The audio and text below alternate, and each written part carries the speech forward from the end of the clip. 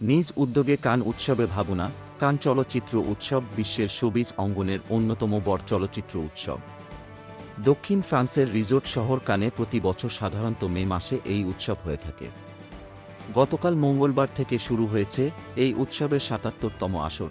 ৩ বছর আগে সার্তে রিগায় প্রতিযোগিতা করেছিল বাংলাদেশের রেহানা মরিয়ম নূর। কানের ফিল্মবাজার মাসে ২ ফিল্মে সারা দুনিয়া চলচ্চিত্র জগতের মানুষ নিজেদের প্রজেক্ট নিয়ে হাজির হয়। বিগত কয়েক বছর বাংলাদেশ থেকে অনেকেই সেখানে অংশ নিয়েছেন। এবার সে রকম কোনো খবর এখনও পাওয়া যায়নি, তবে এরই মধ্যে কান সৈকতে হাজির হয়েছেন আসনা হাবিব ভাবনা। কোনো ছবি নিয়ে নয়, ভয়ঙ্কর সুন্দর অভিনেত্রী সেখানে হাজির হয়েছেন নিজ উদ্যোগে। ভাবনা বলেন, আমার কাছে এটা স্বপ্ন সত্যি হওয়ার মতো ঘটনা। অনেক দিনের ইচ্ছা ছিল কান উৎসবে আসার। নিজের চেষ্টায় আমি যে এখানে আসতে পেরেছি এটাই অনেক বড় পাওয়া। কোনো ছবি নিয়ে আসতে পারলে অনেক ভালো লাগত, তবে অভিনেত্রী হিসেবে এখানে যে আসতে পেরেছি এটা অনেক আনন্দের। তিনি বলেন, আমার এ আসার পেছনে কাউকে ধন্যবাদ দিতে হবে না, এ কারণে আমি গর্বিত।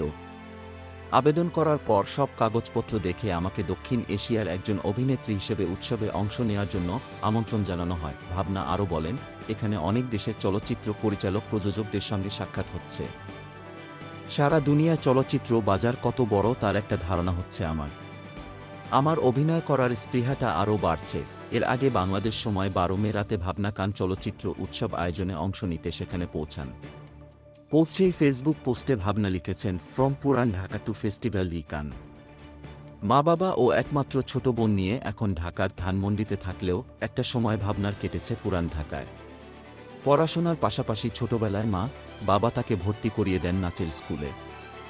নাচের শিল্পী হিসেবে ভাবনার রয়েছে জাতীয় পুরস্কারও। মায়ের ইচ্ছা ছিল মেয়ে গানেও পরিচিতি পাক, কিন্তু ভাবনা সবচেয়ে বেশি পরিচিতি পান অভিনয়ে। ছোট পর্দার পাশাপাশি একটা সময় বড় পর্দায়ও অভিনয় শুরু করেন। এখন অভিনয়ের নতুন মাধ্যম ওটিটিতেও কাজ করছেন তিনি। Golam Mostafa, desk report, BE news.